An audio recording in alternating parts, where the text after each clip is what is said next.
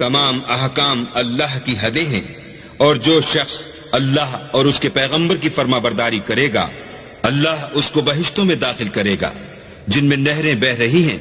وہ ان میں ہمیشہ رہیں گے، اور یہ بڑی کامیابی ہے۔ اور جو اللہ اور اس کے رسول کی نافرمانی کرے گا اور اس کی حدوں سے نکل جائے گا، اس کو اللہ دوزخ میں ڈالے گا جہاں وہ ہمیشہ رہے گا، اور اس کو ذلت کا عذاب ہوگا۔ مسلمانوں، تمہاری عورتوں میں جو بدکاری کا ارتکاب کر بیٹھیں ان پر اپنے لوگوں میں سے 4 شخصوں کی شہادت لو۔ اگر وہ ان کی بدکاری کی گواہی دیں تو ان عورتوں کو گھروں میں بند رکھو یہاں تک کہ موت ان کا کام تمام کر دے، یا اللہ ان کے لیے کوئی اور سبیل پیدا کرے۔ اور جو 2 مرد تم میں سے بدکاری کریں تو ان کو ایذا دو، پھر اگر وہ توبہ کر لیں اور نیکوکار ہو جائیں تو ان کا پیچھا چھوڑ دو،